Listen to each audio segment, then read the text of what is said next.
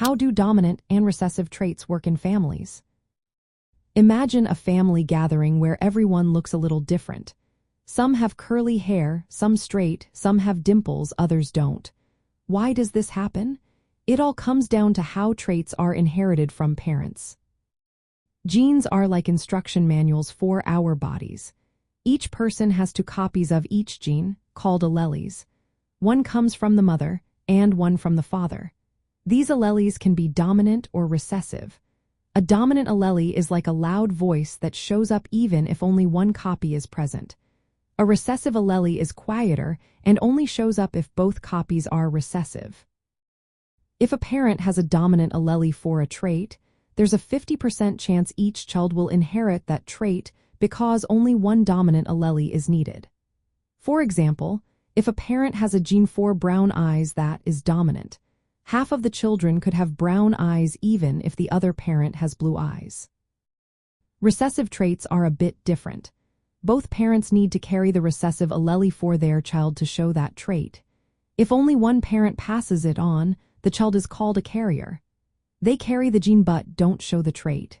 For example, if both parents are carriers for blue eyes, there's a 25% chance their child will have blue eyes.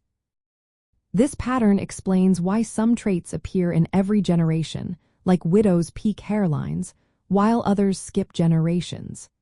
Recessive traits can hide in families for a long time, only to show up when two carriers have a child. When both alleles are the same dominant type, the trait is clearly visible. If one allele is dominant and the other recessive, the dominant trait still shows. But if both alleles are recessive, only then does the recessive trait appear. This inheritance follows Mendel's law of segregation, which says that allele pairs separate during the formation of reproductive cells. Each parent passes one allele to their child, and the combination determines what traits are expressed. Knowing whether a trait is dominant or recessive helps families understand their health risks. For example, if a health condition is dominant, just one copy of the gene can cause it. If it's recessive, both parents need to be carriers for their child to be at risk. Genetic testing and family history are tools that can help identify carriers of recessive traits. This knowledge allows families to make informed choices about health and reproduction. Understanding how dominant and recessive traits work is key to promoting genetic literacy.